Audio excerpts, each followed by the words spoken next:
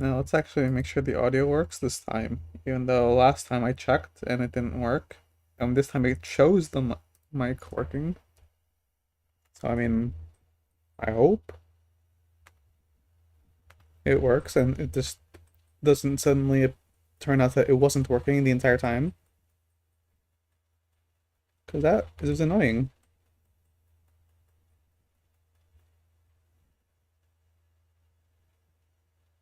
I mean, if it does turn out that way, I'll just record it. I mean, I will have time to stream, but the patch comes out soon, so I would rather get this out before the patch for once.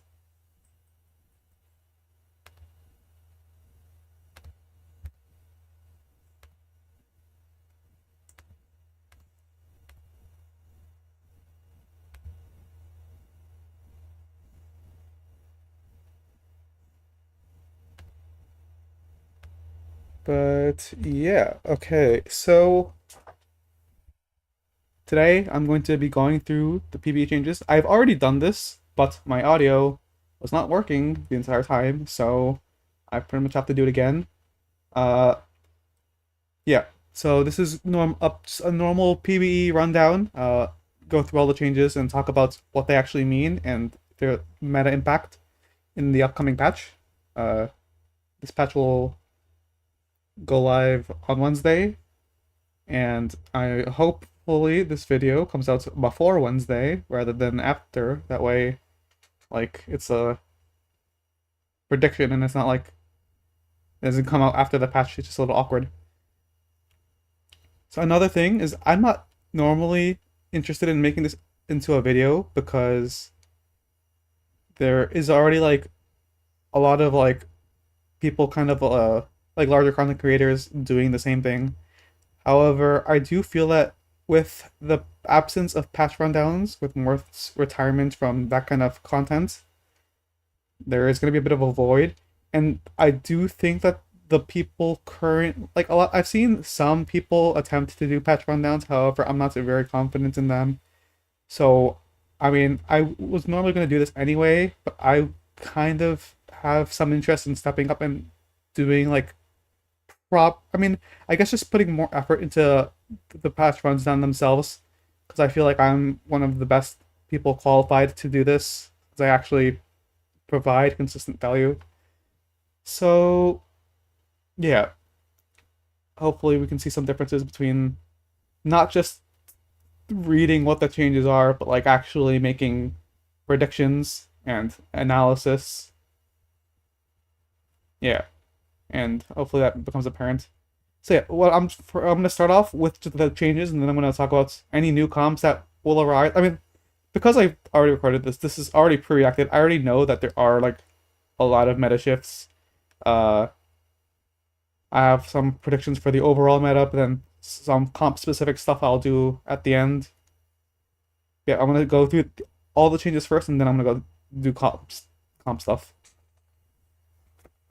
So the first change is to Kog'Maw. He's getting a base AD buff.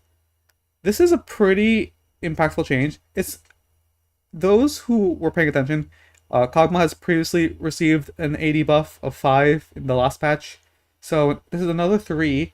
It's smaller than the previous, but I think this one is like similarly, if not more impactful, just because it's like a threshold thing. Right now, Kog'Maw is one of the strongest openers for AD. Specifically with like Ginsu's, and you have like 2 Vanguard, 2 Rapid Fire. It's one of the easiest setups to the Marksman Vanguard comp. So this is a really big buff to that. This might be enough to enable Kog'Maw reroll, especially because there's other buffs that similarly uh like contribute to that comp. So I think collectively we might be seeing that a lot closer to the meta. This is also a little bit of a buff to the Boombot comp that I've talked about, that people are playing a lot, mostly in high elo. I don't think like mid or low elo really touches this with like without like a lot of like knowledge. It's a difficult comp to reach because it's like really high cap. But the point is, I think this is a good buff. I think like this is one of the biggest contributors to probably what I predict is gonna be a shift towards an AD meta. There's a lot of shifts uh in stuff that I think is gonna lead to that, but I think this is one of the biggest things that's going to contribute to an AD meta. Because of this early game, I think you should have a much better time slamming Ginsu's early and win streaking with like Kog'Maw too, and then some frontliners. Because pretty much every AD line you can start from Kog'Maw. So bec- because this is like a buff, like a base AD buff, but it affects all three ranks of Kog'Maw. Like as opposed to like something where like if they like buffed this AD ratio for like Kog'Maw 3 or something, which they have for some units, that would have been a better way to target the reroll specifically. But this helps all versions of Kog'Maw, so I'm a little concerned that Kog'Maw 1 and 2 might be a little overbuffed just because you're gonna win streak a little too easily, but it's fine. Like, hey, whatever. That's just what's gonna happen. Ilaoi, this is a pretty decent buff. It contributes a little bit to Bastion. It contributes more so to Anima Squad. This helps the early game of Anima Squad a lot because Ilaoi is the preferred early game tank for that comp. Ilaoi, honestly, not that weak of a unit, but it's just kind of hard to play. Other units just have better traits, so they slot in a bit better. But this buff is pretty significant when paired with some of the other changes in this patch. I think overall this is a good change because I think our spell is already good. I think it was kind of a base stat thing that Alawi needed, and this is a base stat buff, so like either this or something like a buff to her base health would have been ideal. So I think Riot's hit the mark on this one. I think this is needed, and I think it's a good buff. Neferi is getting a nerf. So Neferi reroll is like pretty decent right now. It's one of the stronger reroll comps. I don't think it's like that's deserving of a nerf. However, with the context of another change in the patch, nerfing Neferi like completely makes sense. That said, I would rather this change not exist and then the other change to also not exist. But in a world where we have both, this makes sense. Uh so like with like that in mind, I think this is fine. However, when we get to the other change, that's where I'll start complaining. Shyvana is getting a pretty good buff. She's getting a buff to her health gain from her spell, and she's getting a mana cost reduction. Mana cost reduction is small, but it's pretty significant on the basis that Shyvana is an infinite scaler. I mean, right now she's not like really to the point where that is relevant. She's not really casting that much, and I mean her mana cost is still kind of high, but she's got like she has the potential to infinitely scale or at least become pretty tanky at casting like 3 or 4 times in a fight if you play around that. Probably not going to get to the point of actual infinite scaling, but the health ratio buffs are pretty good. At 2-star that's like 8%, and then at 3-star it's like 11-12%, which is pretty noticeable, I would say. And reminder, we had a buff to Alawi, which is a Bastion buff. This is another Bastion buff. Uh, and there's going to be a couple more changes that will contribute to a pretty good chance that Vertical Bastion is finally viable again. So I think overall, there's no overshooting here. I think this is pretty good. Uh, I don't think she might. I don't think she's gonna need further, but I think this is just a good place to stop. I mean, based on the patch info later, maybe it might be further because Siobhan is quite weak, and most people do not really want to play around this unit. But I think this is a pretty good buff. I think Shyvana should be a playable like main tank in the next patch. Okay, I think this is good. Skarner is getting a buff to the armor ratio on his ability. The armor ratio specifically affects the damage. and then is also getting a mana reduction, which is also a buff. This is pretty substantial. One, the armor ratio is going up by a pretty decent amount. That said, it's kind of hard for Skarner to attain a lot of armor, so it's not really that like big of a deal. Uh, like the numbers seem kind of big, but like it's not that easy for Skarner to get armor, so it's like not that crazy.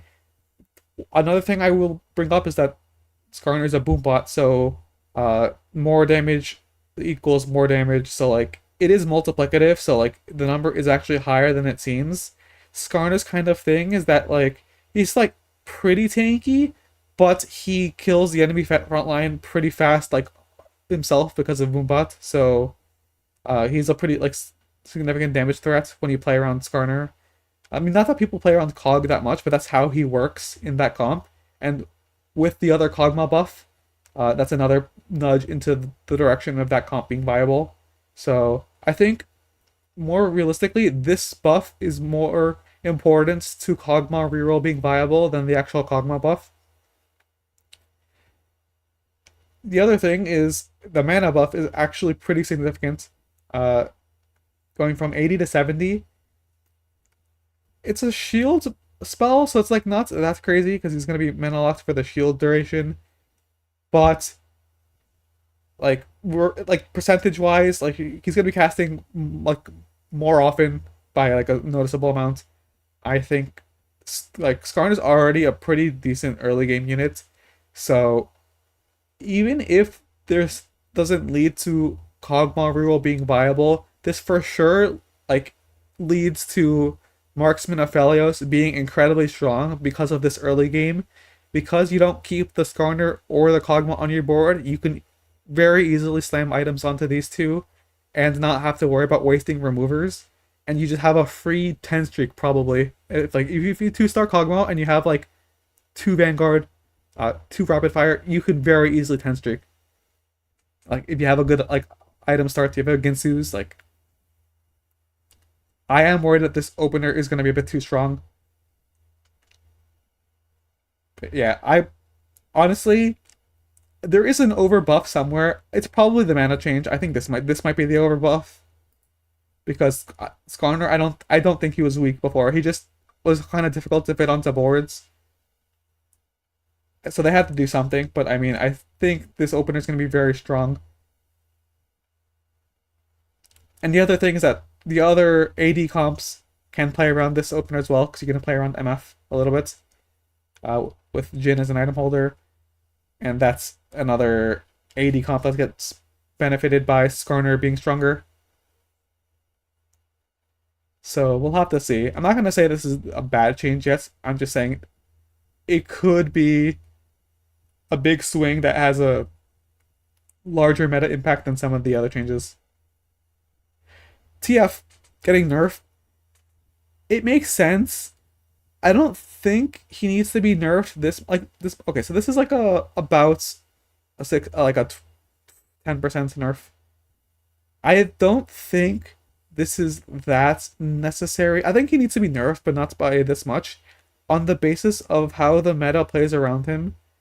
So right now, what makes Twisted Fate strong is that the other reroll comps around him aren't that strong, meaning if you commit to Twisted Fate pretty early on and you actually hit like you roll down at the right interval and you play like properly, you pretty reliably win streak through stage 3 and early stage 4.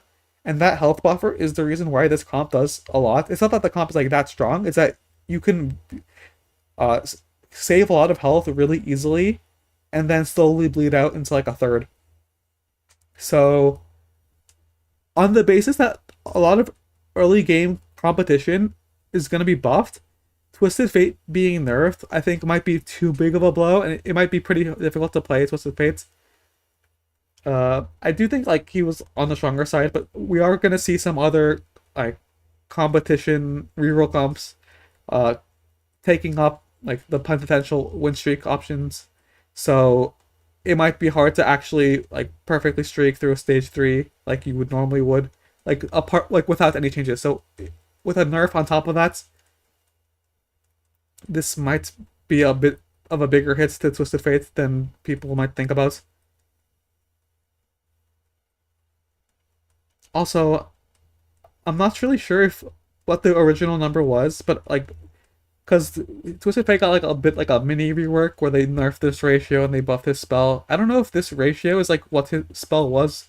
So if it just took two patches to just lower this to 1.5 from 2, or if this is like an overshoot, so this ratio is below what it was before. I don't really remember, but this nerf is pretty significant, I would say. Like this might bring this down to like a B tier comp, just because of the meta shift. On its own, it's like not that crazy, but I think with the other changes surrounding it, this is gonna hurt a lot. Vagar. Speaking of surrounding meta shifts affecting the comp, Vagar is getting buffed. So obviously Vagar has been like pretty difficult to play on the current patch. So it would make sense that's right we want to buff him. At the same time, I mean, as you can see, we're done with the 2 costs, so there's no buff to Vayne. I would have rather buffed Vayne than buff Vagar, because a lot of the surrounding changes really benefit Vagar already. He's already getting indirectly buffed like 2 or 3 times, and I'll talk about that as they. I mean, okay, one is the Shyvana buff, but another change might make it so that there might be a new Vagar comp. So actually, buffing Vagar himself is a little concerning, just because I think he's already going to be favored by the patch. So I do think, like paired with everything, he's going to be very strong.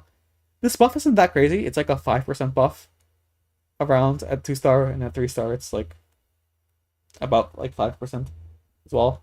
But the point is, he's like the comp is getting a lot of like simultaneous buffs. So I'm a little worried. Not even like base Vagar, but there's a situational Vagar comp that I think might be super strong. But I'll talk about that when that change like shows up. But like I said, reminder: Vagar buff, Shyvana buff, Illaoi buff, which isn't normal but is relevant to what I'm gonna explain later. So in the context of just Vagar being weak on the current patch, this makes sense. But I think just from an awareness of like how other changes affect each other, I don't think this Vagar buff is necessary. I think this is. It's not offensive, it's a small buff, but I don't think it's needed at all. So I think this is a little bit of a mistake. Elise, the only 3 cost change, is getting a mana reduction. I think this is just good. Elise was a little bit on the weak side, kind of hard to play around. It's kind of in an awkward spot because she's kind of hard to find other things to reroll with. Uh, the brief time that she was meta, she was played around Nitro, but Nitro is like pretty hard to play around. So if you wanted to go for like a raw Elise reroll, it might be a little bit better. I'm not really sure if we're gonna actually get like an Elise reroll meta. I think she's gonna be similar to Cassio in set 13, where like she's just never really gonna get a chance to shine unless they have to do something drastic. But I think this change is necessary. I think it's a little weak. She's pretty good as a support unit, so there's that. But yeah, this change is fine, I think. Brand. So there's 2 things here. One of them is not a real change, and the other one is. So this damage change is something that already is in the game. So what happens on this PB data mine is that changes that happen, like it doesn't like take everything at the right time. So this is including stuff that happened in the A patch, meaning this is a change. So this was a uh nerf that was planned but that was reverted. That's like this exact change. So this is already in the game. So in reality, if these 2 numbers being the same as they were before, that just means that there's just no change there. So this can be completely ignored. But this is being actually changed. So Brand is still actually getting nerfed. It's just not both of these.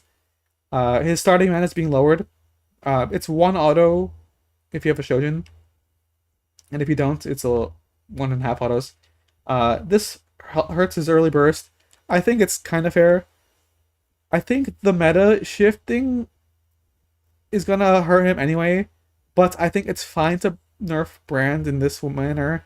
I don't think he needs heavy nerfs, so I think this lighter tap is perfectly fine, especially since there's gonna be other changes to the comp that's gonna like affect him. But yeah, I think obviously with how strong the comp is, they have to do something, otherwise people are gonna be upset. So I think that's fine. I think truthfully, like this might not even be needed in the grand scheme of things. But I mean, I'm fine with this. Like, I'm not offended by Brandon Nerf. I think everyone would be happy to see that. And this is a pretty smart nerf, I would say, because the main thing about Brand is his ability to snowball fights by casting like pretty quickly and just immediately deleting like some of the frontline units. So this delays that by like let's say a second. So that's pretty impactful overall. Misfortune is getting an AD buff. I think it's fair. I think MF has been a little bit weak. She's pretty hard to play. She doesn't stabilize quite as easily, and she is pretty dependent on MF2. I would say more so than other forecasts. Like, she kind of needs to be upgraded, so this helps a little bit. And then some other changes help her a bit.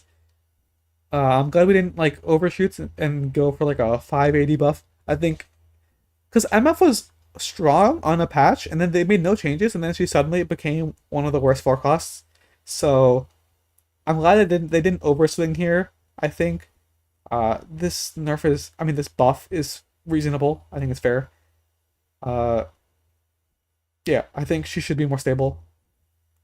And yeah, there's other buffs to her, and different ways you can play her. So I'm glad that they didn't go crazy here, but I think this is completely reasonable. I think MF is going to be a lot more playable, and especially since we've seen a couple of variants of Misfortune. We've seen Syndicate's Exotech kind of rise up as just a way to take up all the leftover unwanted forecasts.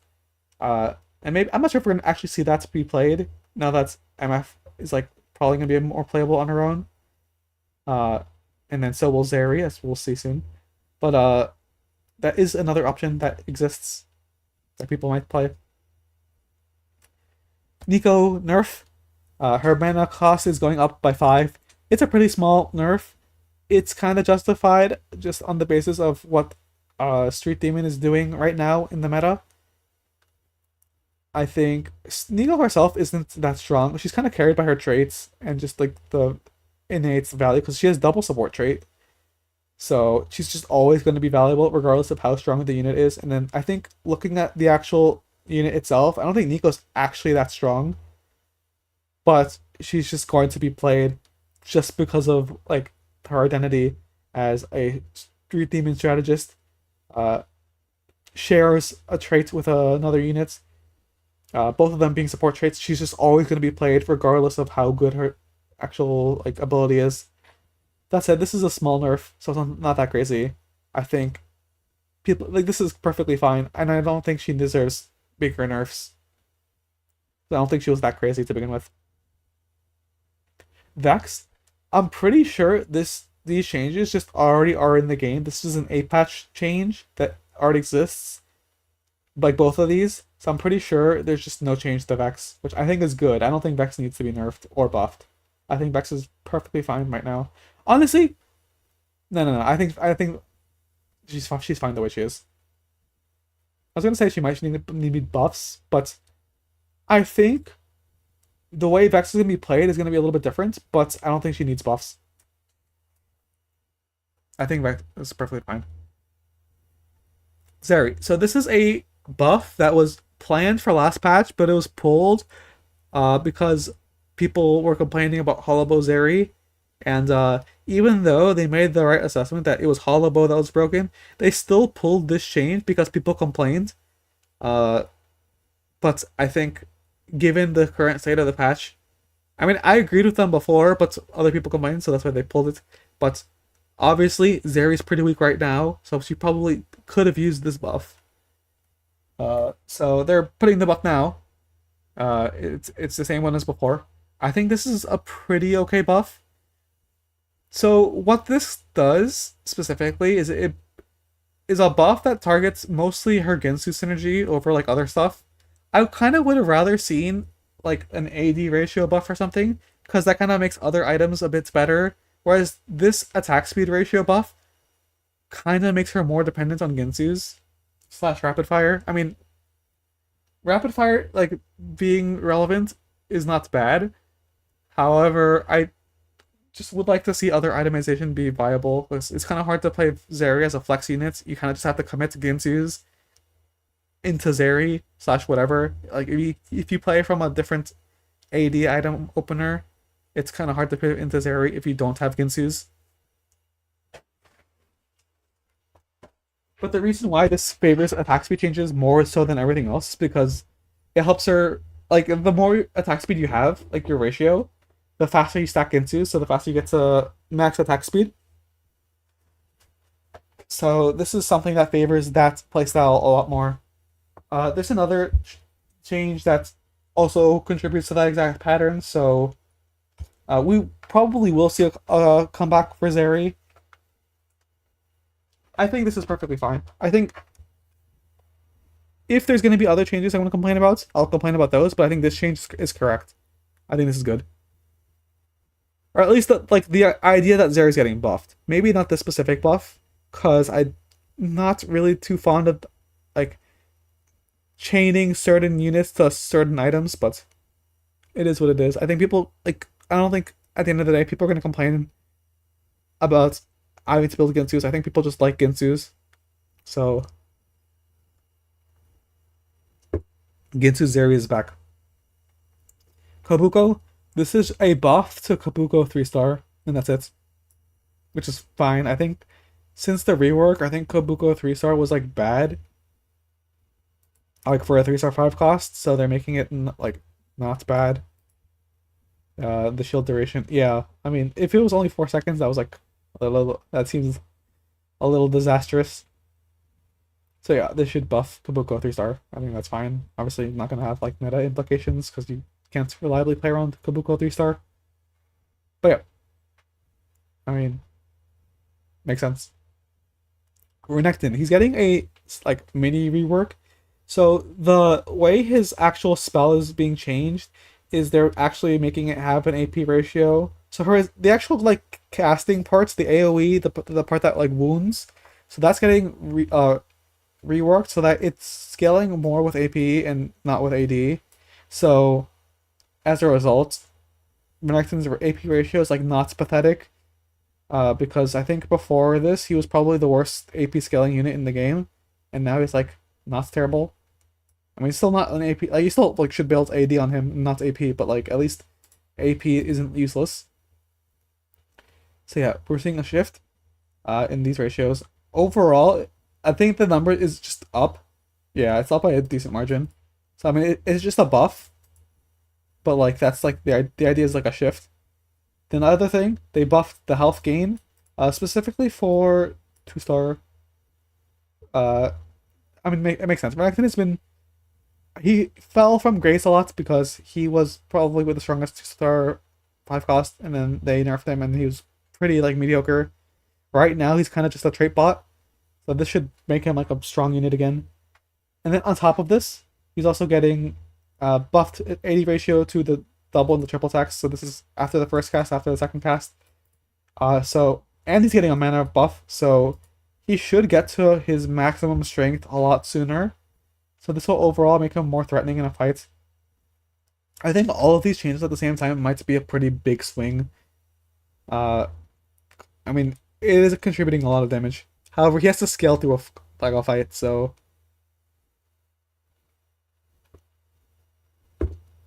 But another thing, which I will talk about later, is that he might have an easier time scaling into a fight. So having all these buffs at the same time might be a bit of an overshoot. Because I think Renekton was getting buffed without any actual changes to him. There's other changes that are a buff to Renekton, so I'll talk about that when those apply. I do think he needed some buffs, like some direct buffs. I don't think he needed all of these. Like this is like 1, 2, three, four, five buffs, and that's kind of a lot to do at the same time, especially on a 5 cost. Like, I'm like a little concerned that this becomes for next in lottery. However, I am a little worried that this is gonna turn into Renekton lottery, which we've already seen before on the launch patch. But yeah, it is what it is. I I think some I don't know which buffs I would remove, but I think all having all of these buffs at the same time, I think that's too much. Amp. This is the one of the first changes I think is just explicitly bad. This is a buff. I don't know why they're buffing this, but going from 4 amp, going to 4 amp from 3 amp is a buff. Even if you're losing 100 health, some of these units like Neferi and Nidalee, they heal from the damp their spell anyway. So like having the extra amp almost makes up for the health lost, and then you're also just doing more damage. Overall, you're just gonna stabilize better. And like the other units are like the backliners, and they don't care as much about the health, and the amp is obviously gonna make them do more damage. So this is just straight up a buff, and I don't think 4 amp needs a buff. I think right now the way amp is designed, 5 amp is kind of like this like Zodia trait. It's like the Holy Lands that you want to get to, and if you look at the stats for between like 4 and 5 amp, there's like a huge swing. Right now, or what this buff is gonna do is it's gonna make 4 amp more stable, which I don't think it needs because that makes the idea of just forcing 5 amp to be a lot stronger, and I don't think this comp needs to be stronger. I think this comp is like a little hard to play, but like if you make it easier, it's just gonna be not very nice. I don't really think this needed to be changed at all. I think if anything, you just nerf 5 amp. Like I'm on the opinion that amp needs to be nerfed, like the trait. I think the trait is overtuned, and this is just a buff, which is not a nerf. And yeah, however, there are other changes that might uh override this impact, but like I do think this is 100% a mistake. As for whether it actually like takes over the meta, I'm not sure because of other changes. However, I think buffing something that's already strong is not very good. And I'm not really sure if the intention was to buff here or if it was to nerf. It might be that they thought that they see the stats on 4 amp and they're like, oh, 4 amp is bad. Like maybe that's what's going on. However,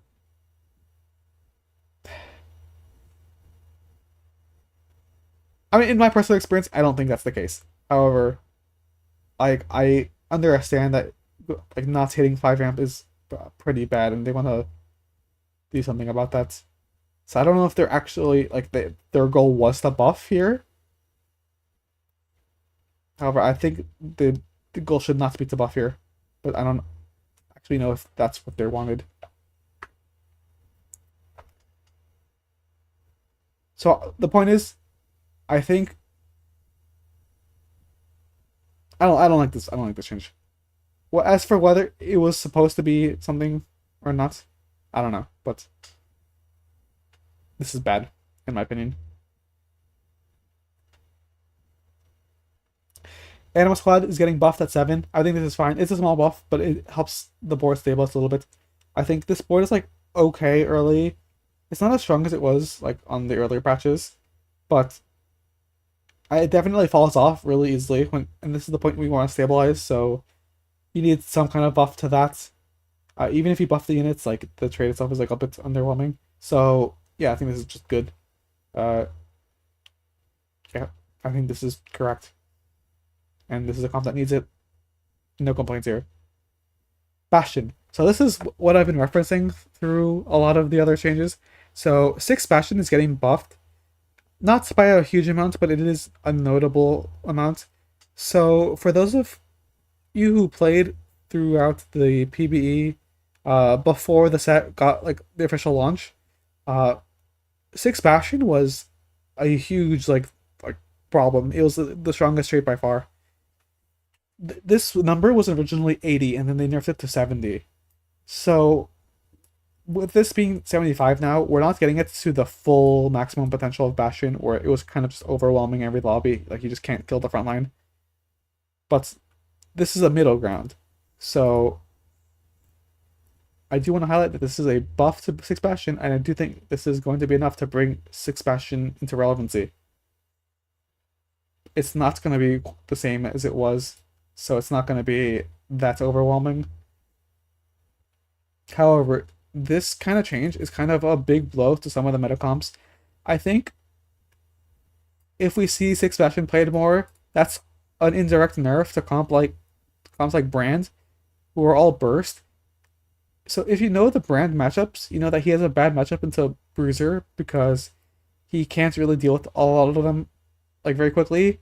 So like the main thing about Brand is that he kills a lot of like on his cast, like he has his fireball and he hits stuff, and he usually kills like even if his main target lives, he still kills other stuff with the fireballs. But when you have a really like tanky vertical trait, they struggle. So like Randall cast and he'll still kill nothing, and he might have to wait till like second cast before any units die. This is gonna be kind of the same dynamic where he's gonna take too long to actually take out units altogether. So I think that's a big blow to that already. Not to mention the fact that the comp is already getting nerfed. I think what else does this counter?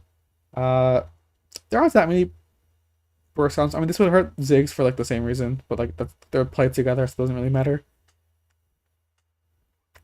This is bad for. I mean, ironically, this is pretty bad for Amp as well. Just because of the nature. If they can't do enough to overall the front line, they just don't have enough damage yet. So I think in that regard, maybe the amp change is like not that's bad, but I think they're also gonna get hurt by this buff. I think the winners are gonna be a lot of the Ginsu's users. Uh, this is another line for marksman to be played around. So there's right now there's marksman Vanguard, which is what everyone plays, but marksman Bastion might be an option. Uh, Six Bastion Zeri might be an option. I'll go more into like all the Bastion comps later, but if Six Bastion is truly back, there's a huge meta shift that's gonna happen, and there's gonna be a lot of new comps to play. Cypher is getting buffed at the higher breakpoints. The point is to try to incentivize you to play, like keep like the higher tiers of Cypher. I don't really know if this is. I mean, they're gonna keep buffing it until people play it. The thing is, it's really hard to fit in the trades so that the units aren't completely useless. And the other thing is that you kind of want to have a front line. So like even if you're willing to play a traitless LeBlanc and Vi, you still need to have strong enough traits for your units to actually do something, which is not that easy. Uh, I'm not really sure if you need rapid fire, but you definitely need Bastion. Amp is not dead. Amp is probably stronger.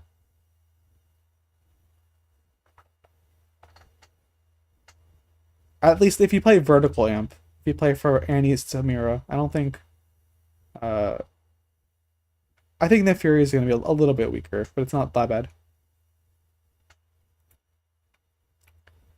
But yeah, my point is, I don't know what numbers they need to have for people to play the Cypher. The problem is just it's really hard to actually keep the units on your board. But there will be a point where like obviously this number's too high. Because I mean these numbers are already high. So I mean maybe. At the very least it makes the cash outs that kind of incentivize you to play around LeBlanc Vi. It makes those feel less bad. I don't really know what the best way to approach this is because yeah, this cash out trade with stats is not very well balanced. Divinicore is getting buffed at the higher tiers. I think this is fine. I think it needed a little bit of help. I think the amounts are pretty good too. It's like because they're small buffs all around the board, but I think this helps out a lot. Divinicore is generally something that you play flexibly, even though I think a lot of people are just gonna play around the Cho'Gath Urgot variation. I think that's just the strongest version by far. I mean, this is a small buff to that, which I think is fine. People might look for some other options, like maybe people start playing Divinicore Z again, but like it's not really that crazy, and this buff kind of just enables any of that anyway, because right now people just aren't really playing this trait, so anything really helps, and I don't think this is a too big a swing because this trait used to have bigger numbers, and like it was, I mean, they have to look for middle ground, and this is a middle ground number, so I think this is fine. Dynamo. To Dynamo, this is a revert change. This is an APAF revert, so this change isn't like a real change. This is already in the game. However, 4 Dynamo is getting buffed from 10 to 11. Small buff, I think it's fine. I think I like the idea of actually being incentivized to play this. I think right now people don't care about 4 Dynamo at all. So I think this helps MF, this helps Morgana, this helps Elise. Yeah, that's about it. But I mean, those are all comps that could use the help because this is a mana generation trait, but it doesn't even generate that much mana. So obviously this just needed to be higher. Even when this was 12, I don't even think it was that crazy. But I mean, I don't know, right? I thought that was too strong, so whatever. But I think this is good. Dynamo definitely needed the help. Golden Ox. This one I'm a little concerned about. The 6 Golden Ox buff I think is fine. I mean it's a 1% buff, so it's like barely a buff. I think that's fine because you kind of should be rewarded for getting to that point. However, I think the 4 Golden Ox buff is a little heavy because I mean it's just a bit too stable.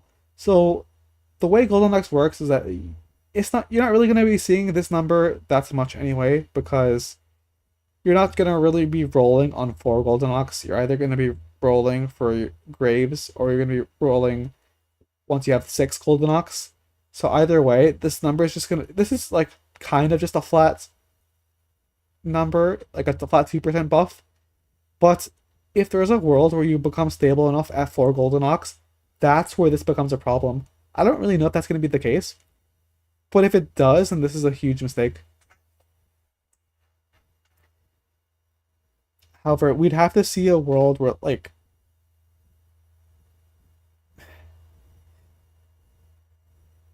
I don't know. Like, I've read this change multiple times, and I'm like, each time I kind of hate it less and less. However, I'm not really sure if this is like,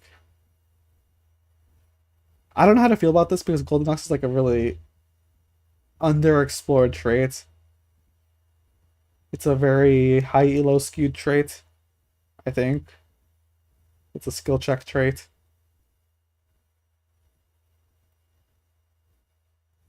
I might be overreacting to this, but I don't like it.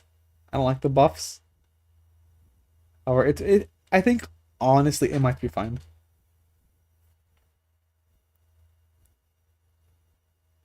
Marksman. This is a trait that does not need to be buffed. This is a buff to the scaling. So after 8 seconds you get a buff, and then it keeps going. So this is a buff to the scaling. I think with the context of Bastion being buffed, with I mean we'll see later, but okay, we'll see when we get there. But I don't think this needs to be buffed at all. I think Marksman was perfectly fine.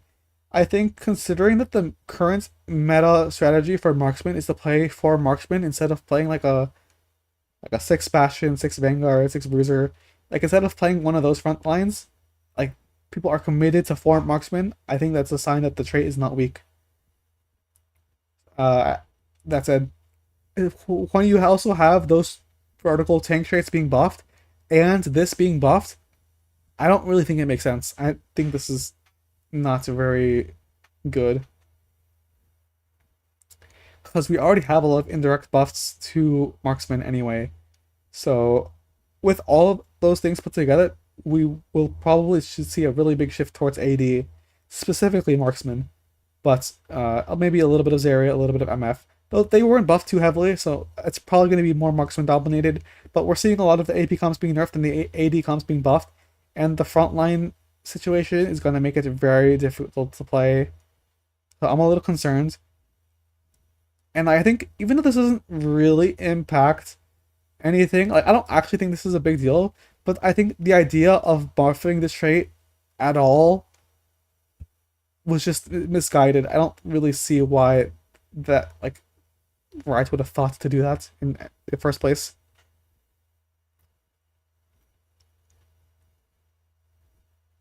Yeah, rapid fire. It's getting a buff at 4. I think that's good. I think this trait is a little weak. I think when you have a trait that's so hard to connect with other things that you have to commit to the traits. So like you're not getting like a bunch of traits if you get 4 rapid fire. You're playing 4 rapid fire and like maybe you can get exotech with like Bastion and you play Bastion rapid fire and like that's like the only other trait that you're activating besides like those two. So I think in cases like that you kind of need to put a little bit more attention into the trait. So I mean this trait needs to be stronger to get people to play it. I think that's perfectly fine. I think. Yeah. I mean, I think this is a little overdue, honestly. But yeah, it should be good. Street Demon, nerf, only 1%. I think this is good. Honestly, with the way the meta shifting, I'm not even sure if this needs to be nerfed. I think, obviously, in the context of the current patch, Street Demon is the strongest comp in the patch. Like, people are gonna like, be upset that it's not getting nerfed. So, like, it makes sense that they're doing, like, this. However, given all the other changes, the comp is already indirectly nerfed in a lot of different ways anyway. So the fact that the nerf is small, I think that's very good. I think this is probably like the most correct way they could have nerfed this. Because we'll see, like people will be like, oh, 1% nerf and it Street Demon suddenly B tier. But like it's a lot of other changes on the patch that's gonna bring Street Demon down. I feel like if Riot had done nothing, Street Demon still would be weaker on the next patch. But a lot of like players don't think that way, so they have to do something. So I think this is well done by Riot. Techie buff, the same thing in the opposite direction. Techie, they need to do something to buff it. This change really doesn't do anything. I think the meta shift already can kind of help Techie a little bit just because of some of the frontline changes. It'll enable some things. Actually, maybe not in these. Maybe not these. Maybe not 6 and 8. But I think there might be some lower tier Techie comps that are more playable. Vertical Techie, I'm not really sure if this is enough. Just because, like, unlike last set, where some of the units were just good, regardless of the actual strength of the trait, the techies here are kind of awkward to play. So Brand is pretty consistent, Viego's pretty okay, but Fiddlesticks is like kind of hard to play around because he's kind of prone to dying. I think maybe if people commit to playing like Drain Tank Fiddlesticks again, maybe that's like a thing. I'll have to look into it myself, but I don't have that much time. The point is, I don't think this is gonna be a huge shift. Obviously, like it's like it's clearly not that big, but they have to do something. If there's gonna be a sudden resurgence in Seki, it's gonna be through player innovation and finding stuff, not through balance changes. So I mean, honestly, that's just a sign that I should get on it. But I mean, for now, this shouldn't really impact anything. Because the issue isn't, I don't think it's a numbers thing. I think it's a player thing. Vanguard. This is another frontline change that I've been alluding to. Vanguard is getting a bit more like buff like across the board. So the passive, that's the durability while shielded, that's getting buffed, which technically affects all ranks. At 6, it's like expressly being buffed from 16 to 18. So in other words, this is just a 2% buff at all ranks. So this is 10%, this is 10%, and then this is the 16%, which is now 12, 12, 18. So 2% durability while shielded. Obviously, this is going to affect certain vanguards more than others, because the vanguards that have a shield as their ability are going to be buffed a bit more.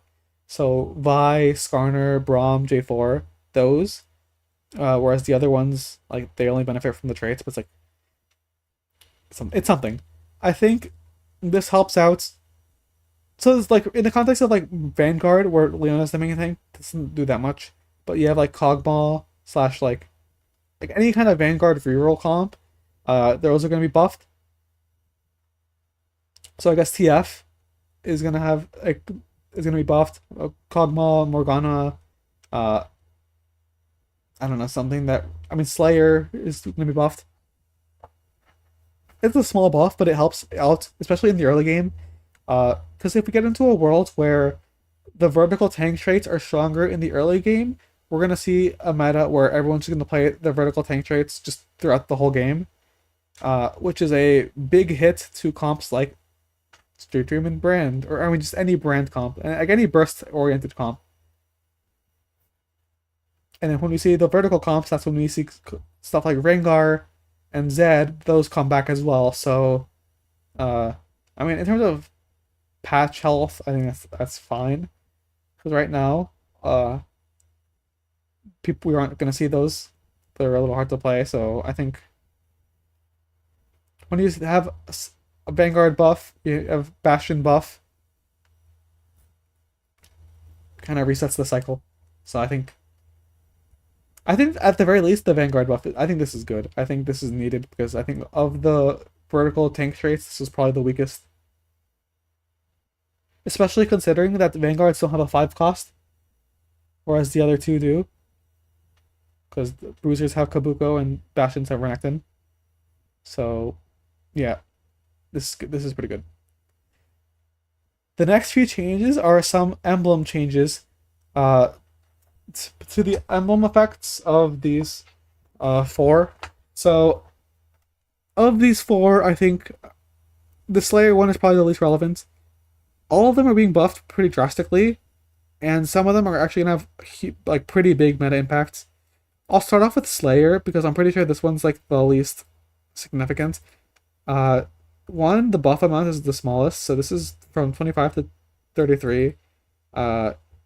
Mathematically, it's like a 33% buff to this part's 8%. Just, I mean, like mathematically, or like additionally.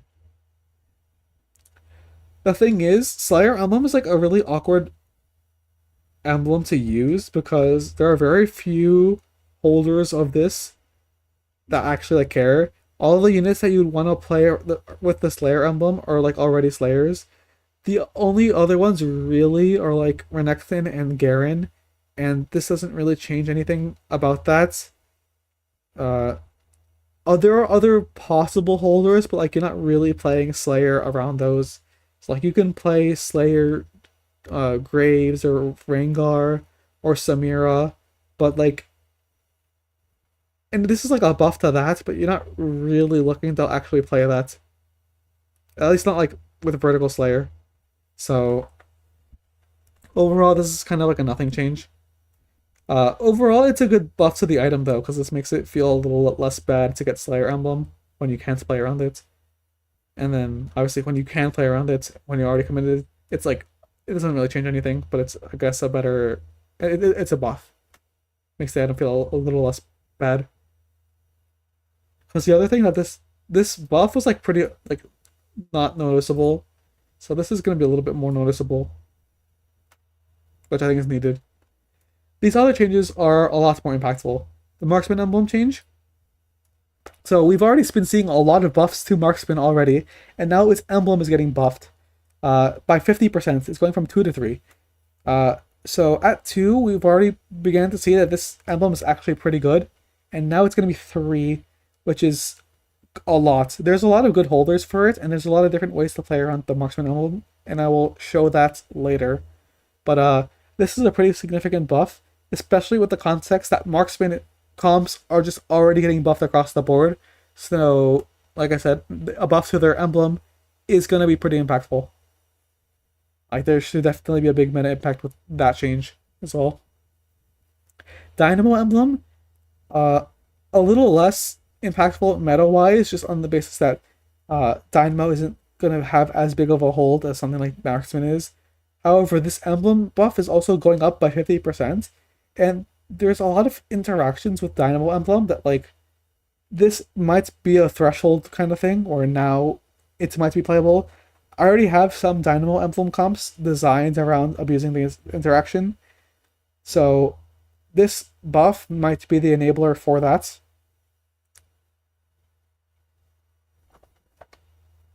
If that's true, this emblem will actually be very powerful. Right now, the main ways to play this are just for +1 dynamo, you just play it on a filler unit.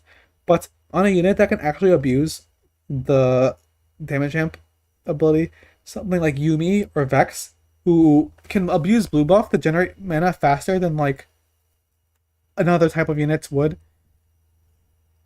Because like I think people have this misconception that like, oh, you're gonna generate mana at the same pace, but there are ways to abuse mana generation, and specifically blue buff is one of the easiest ways to generate more mana than other units.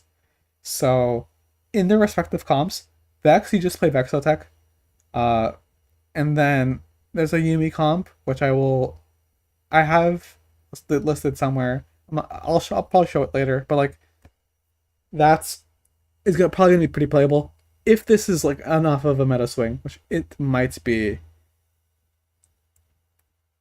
Like this is like one of those things that like, it's good on paper, but like in practice, I don't know. However, I've had it on my sites for the entire set, so maybe now it's becomes viable. The last one is probably the most impactful one. I would say this Bastion emblem change is like huge. They're doubling the ratio from 10 to 20, but it's pretty hard to show what that looks like. So let's give this context. Uh,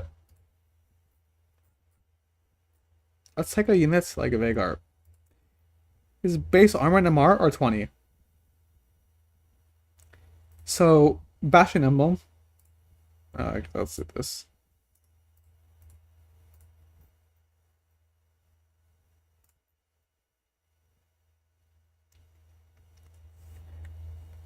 Grants armor magic resist, and it gives more for the first 10 seconds of combat, and it gives like this amount. So for the first 10 seconds of combat, uh, Bastions will be getting 70 times 2 plus 10.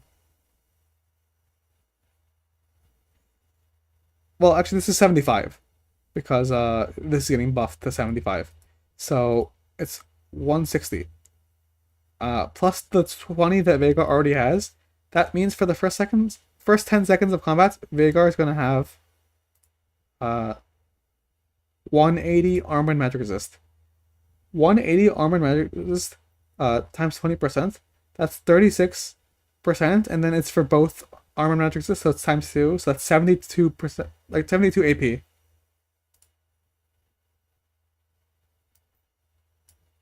Which means for the first 10 seconds of combat, Vagar is essentially getting a stronger death cap. What this, as opposed to just like you just take these numbers and literally cut them in half. So the point is, Bastion emblem becomes an actual item, which enables you to actually play around the like 6 Bastion with the emblem on AP units. I think the easiest one for me to imagine is Vagar, because this is a better death cap and it gives him good stats, and you can just build him like a Sentinel Ari, which I think people might be reminded of because of the set 10 revival. But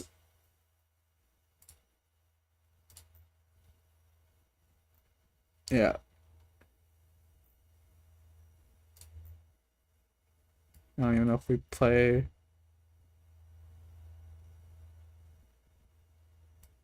I don't know. I don't know which 6 are the ones you're gonna play. But like the point is, uh, This is very easy to play. This is six. I mean, if you just play the other ones, but like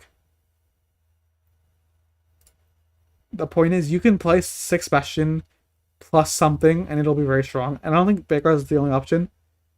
There's a lot of AP carries that can use this incredibly well. Now that this is a functionally better death cap, so it's more than a death cap for the first 10 seconds, and then it becomes slightly worse than a death cap after that. But it also gives you the Bastion armor and magic resist, which is a lot of stats. More abusable by melees, and there's a couple that you can think of. Uh, so in theory, Nidalee, but Nidalee's like kind of awkward to fit. But like more realistically, you can play around Fiddle. I mean, you have this techie connection with Shyvana, so that's an option. Uh, Viego fits pretty well, and this can pivot into a lot of other options. And yeah, there's more things, and I will spend more time looking at all the Bastion comps. But the point is that with the emblem becoming such a strong item, uh, there's just so many comps that are enabled by having this emblem now. Whereas before, this was pretty bad on backliners because it was like a worse damage item than like an actual item. So you'd have to you basically are putting this on a not on like a secondary unit, or like you're just like not playing around the backliner with this. But now there is a pretty good chance that we're gonna have the degenerate six Bastion comps with AP backliner, and that's just gonna be the meta. Or that's gonna be like a big part of the meta. So I honestly think this might be an overbuff. Just because of like not even that this doesn't need it, but just because of the meta implications. And like just the kind of trait that Bastion is and how it affects all the other units of the set. Alright, so item changes. Manazane nerf. Deserved, however, AD ratio nerf, I don't really like. They have to do something to it, and like that's gonna be something that people can like. They normalize it to this number, so they just lower the other two and make it look like they did something, even though none of the Manazane abusers right now are AD, so this is like kind of fake. The attack speed is like obviously that's meaningful, and the other one is they nerfed the mana, which I mean they have to do something. Like it makes sense, but like seeing like five, like it's just so sad. Like they have to do something because this item's too strong, but like I don't know. This is just like so sad to look at what the numbers actually are. Flux, AD buff. I mean, they need to do something because this item is not very good. I would have rather they buffed the proc. I understand that Riot wants this to be better on not Zeri units. They don't want this to be a Zeri only item. However, if not even Zeri wants it, I mean they have to at least make Zeri want the item, and like I don't think this is enough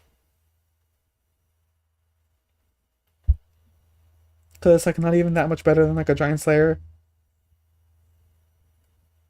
Whereas, for instance, Pulse Stabilizer is like a better Infinity Edge. So yeah, this might not be enough. But I mean, with Zeri getting buffed anyway, maybe it's fine. However, I'm not even sure if this is gonna be her best item, which is kind of sad considering this is the item that was designed for her. Augments buffs. 10,000 IQ is getting basically reverted to what it was at launch. I don't know why. This is already fine. I don't know who's complaining about this trait, this augment. Or maybe I don't know. But the point is, this absurd. Like, it's so easy to play around this.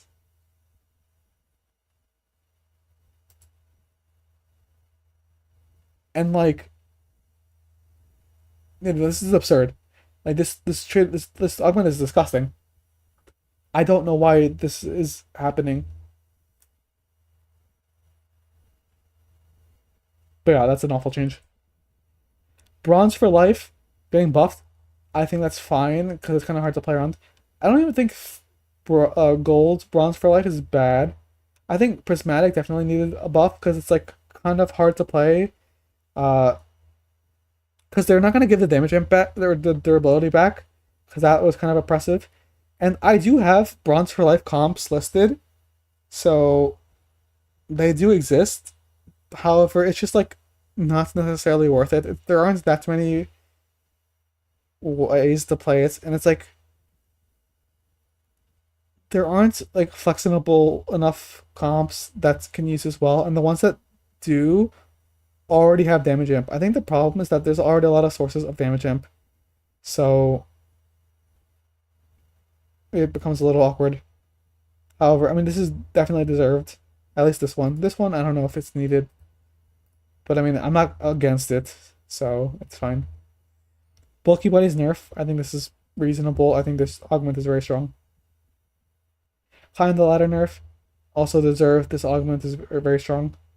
Flatline deserved. This augment is very strong, and marksman's like over buffed on this patch, so double deserved. Golemify nerf deserved. Good nerf. Hard commit buff deserved. This one's a little hard to play, so it kind of needs it. High voltage nerf. I don't know if this is deserved. I don't really think this augment is even that crazy.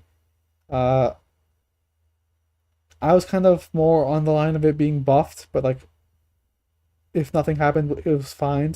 I think it getting nerfed. I don't really think that's that's good.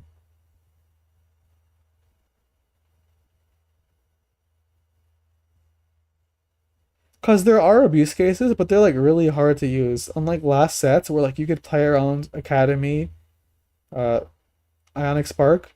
This set there isn't really any of that. It's in, like the few high roll situations where you can abuse this augment.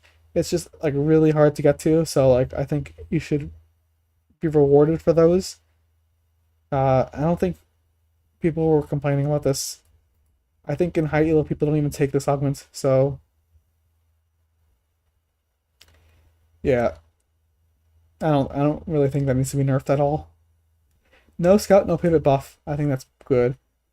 At least the health I think is good. I don't know if the ADAP is needed. I think that might be kind of a lot. Obviously, with like such like this is a really good combat augment, and obviously this favors or this is should be played around one cost rerolls. So I mean, in that regard, I think it's fine. Uh, I think now that there are some more one cost rerolls that people play, because of the current patch, I think this is this is fine. This might be a little too much, but I'm not gonna complain too much because I like one cost rerolls. Uh, Cyber Boss Augment nerf. I think this is fine on the basis that I think Vagar is already strong. They want to tie Vagar less to these augments and more towards just being playable, so I think that's fine. Because the loot that this gives is already pretty good. Like, this is just an econ augment, but I think that's fine. Paraforce nerf deserved. This augment was strong. Preparation buff. I think this augment was pretty strong, but it's hard to play. So it's kind of like a risk reward thing. So it's kind of risky to play because you have to like sack a little bit and that you might lose health because of it. So it's being very rewarding to play, I think is fine. So this is getting buffed, I think is fine. However, I don't think this needs to be buffed by that much. Like this might be a little much, but I mean it's not so that offensive. But like at max, you get 180 plus 12, which is like kind of a lot.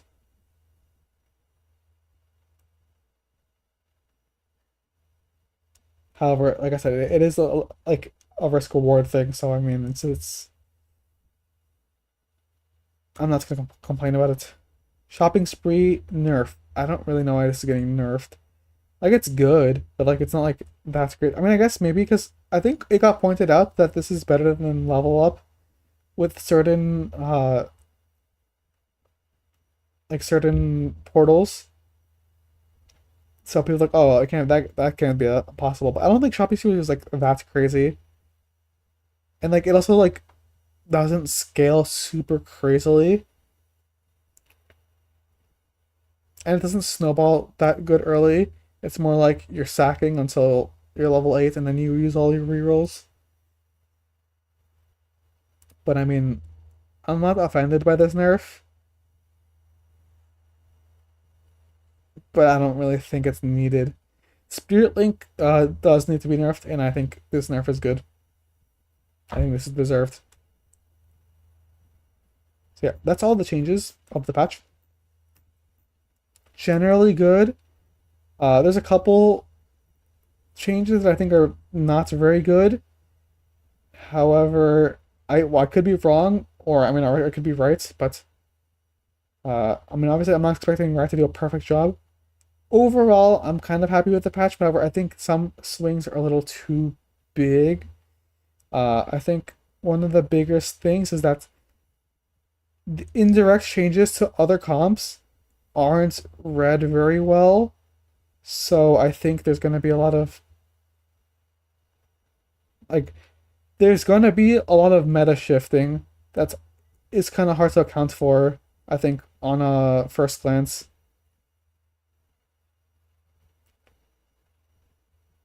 So yeah, what I'm going to do now is talk about some of these Bastion comps because this emblem is going to be disgusting.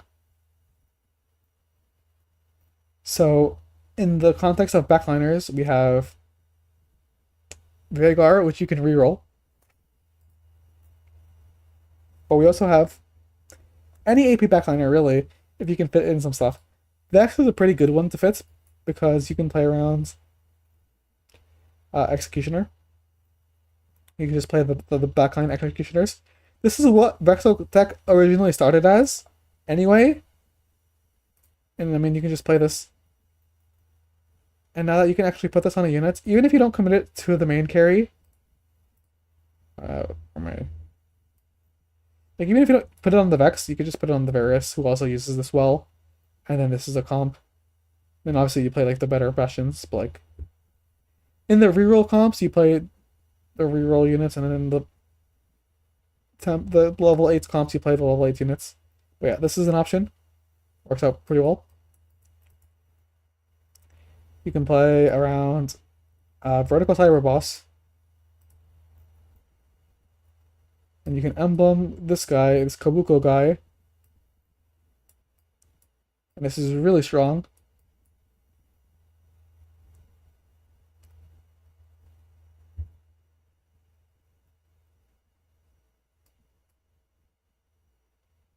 You can play around as a holder, you can play around Viego, and Viego himself can enable some things.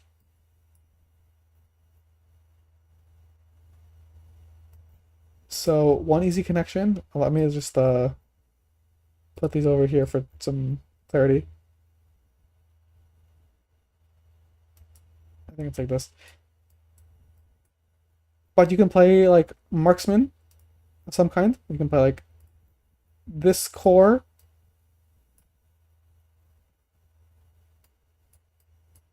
Like you're playing Bastion of Helios with Viego cap. Another thing that Jin is a pretty okay holder of the Bastion emblem because his AP ratio increases the duration of his Sunder, which is pretty bad. Like I mean, it's better than putting it on like Aphelios or anything. And there's other similar comps. Maybe you don't play around Vehicle, but you play around like 4 marksmen. This is a level 9 board, but this is pretty good. And in this version, the holder would probably be Jin. But this is an option with the Bastion emblem. Both of these traits were buffed, by the way, for some reason. You can play a similar comp, except you play around this core, uh, Bash and Zaya, and you can actually put it on Aurora this time because she does like AP. You could play around Zeri, and then this you're just putting in random rapid fires, but like it's fine. And here you have TF, who just is an AP unit, so you can actually use this pretty okay.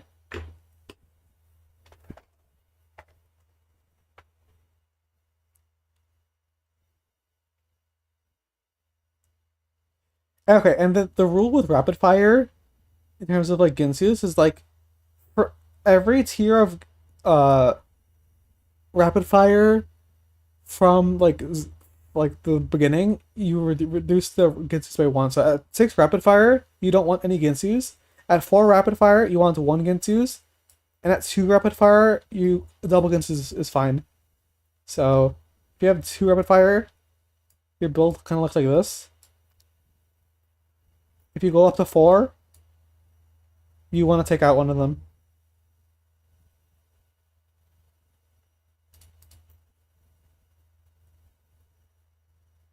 And then in exchange, you just play like another item, like this.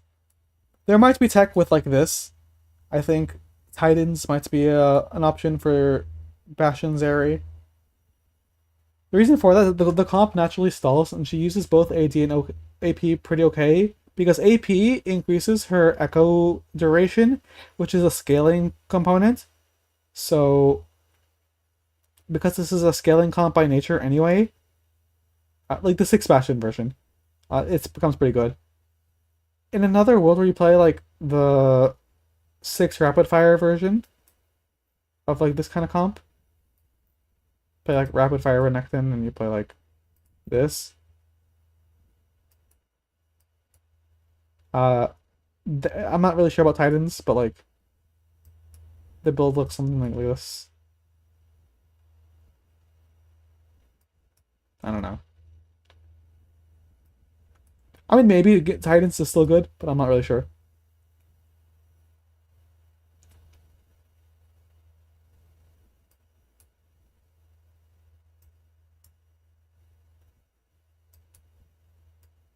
Okay, that's besides the point.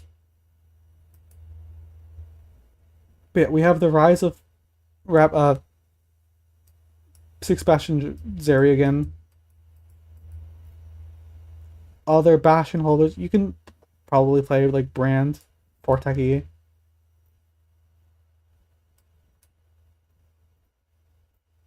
What are the things I'm looking for here?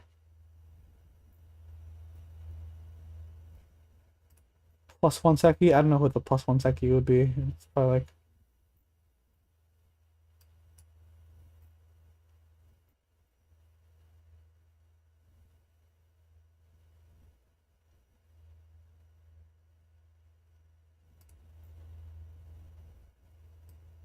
probably something like this, honestly. Because the MLM, you always probably want them to be a go.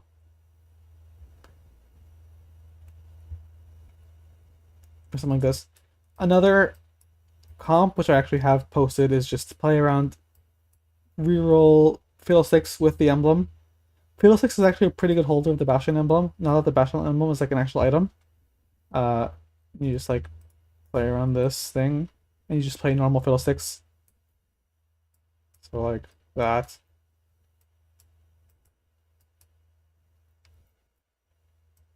And what's funny about that is that you can even cap around like this board.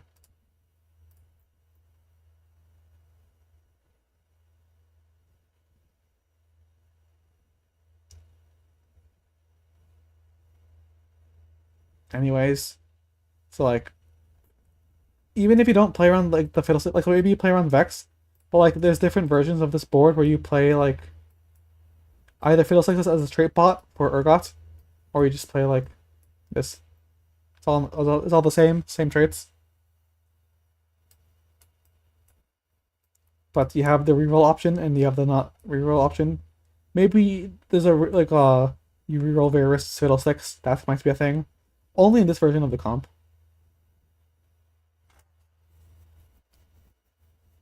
because otherwise it doesn't fit. But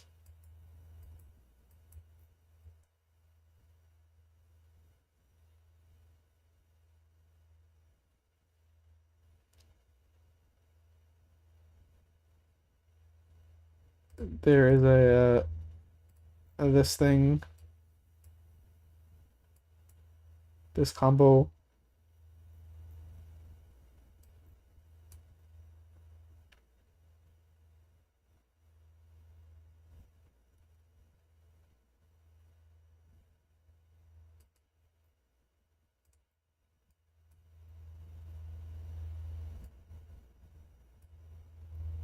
Probably not that crazy, but it's pretty good with Annie on the basis that she gets to scale and it's like Tibbers and like. Actually, I'm kind of curious about the interaction with the Bastion emblem and with Tibbers, if it affects Tibbers at all or not. It probably doesn't, but like if it does, that's pretty noteworthy.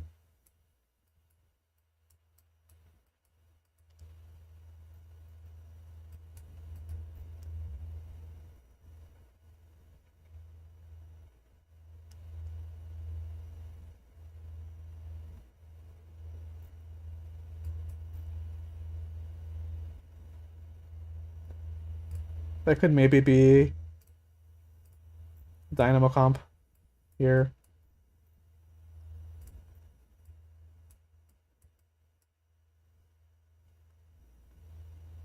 with emblem. The point is, it's really easy to fit in backliners with traits that kind of connect.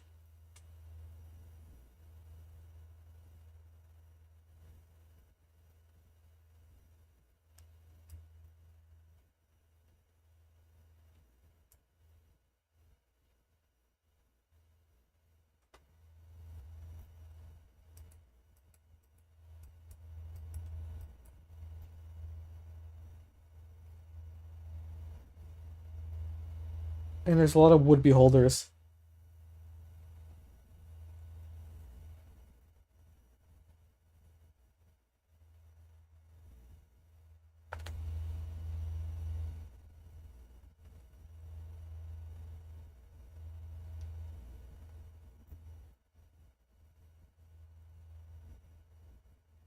Another okay, so I already showed the rapid fire, but then the other marksman route is to play around like it's the same comp, but with the marksman emblem, you can play this comp as well.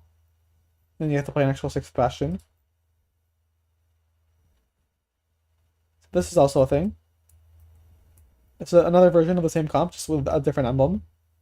You play a different unit. And then we're not gonna use this as well. Cause I mean, he just likes the AD, so. And with him being tanky enough, he will actually at the scale and with his buffs, like this would be very strong. And then I think people by now already know about the Marksman Vanguard holders, which is usually MF. I'll show that off anyway. Like, I think now that most people know about this. I think one of the other lesser known ones are like play Urgot or Samira in the same slots. Both of these use this well. It's just an alternative to MF. Like you don't get Dynamo, but I mean the units are just good. And somehow Urgot dodge nerfs.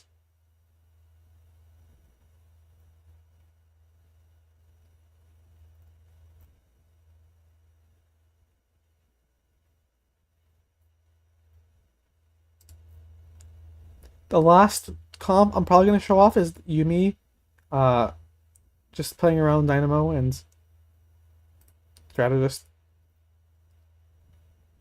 So you right now should still play around 5 amp because 5 amp is disgustingly broken, but you add in Dynamo. to do that, you get more frontline in. So then and then you look for ideally Aurora, but like you'll find whatever later. None of this, like you don't really need like much investment in, but you do want something. So before you have this, you just play like random dynamo, probably.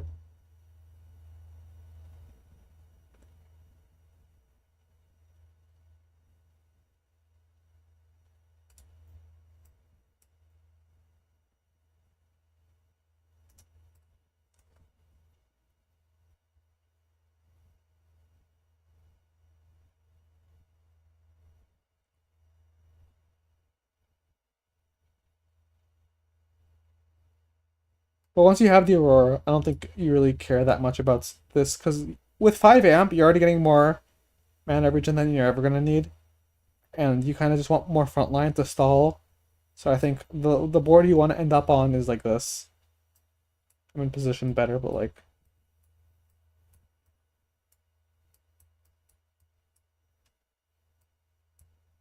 this is what you want to end up on.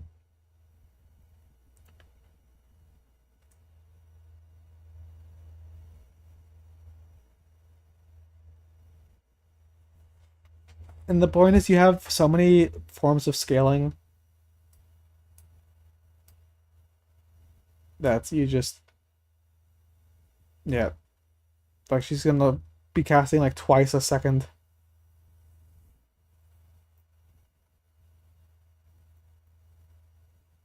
So yeah, this if this emblem becomes strong enough, this is probably the best way to use it in like a comp to force.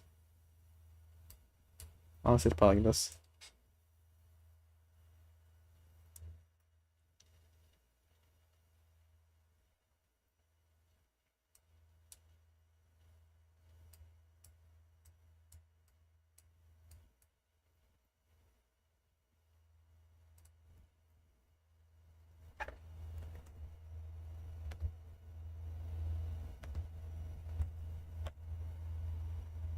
I think that's about it. I would say the overall health of the patch, even though there's a lot of good changes, I don't know if it's going to be better. Because I think even though people are still of the current patch, the current meta, I don't really think the solution that I think the comps that are strong are pretty healthy. So like, people are sick of like this, but I think these comps feel more fair than what's to come.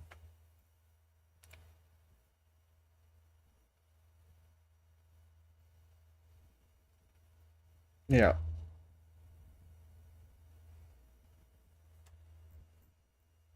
And I think we're going to be seeing a lot of vertical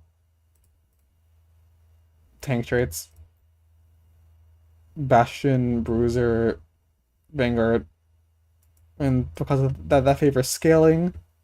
See a lot of Ginsu's holders, a lot of Archangel's holders. Bastion Emblem is going to be OP. And there's like 15 different ways to play it. I will try to mark all of them as I find them. But yeah, that's all I've got. My voice hurts and I'm tired. So I want to call it there. But yeah. So those of you who are sticking around, thanks for watching. Hopefully I can edit this and get this out before that patch actually goes live. I have a pretty bad track record of doing that, even though I have a good track record of predicting everything correctly. But yeah. Hopefully everything's okay. Good night, everyone. Slash good morning, good evening, whatever time zone you're in.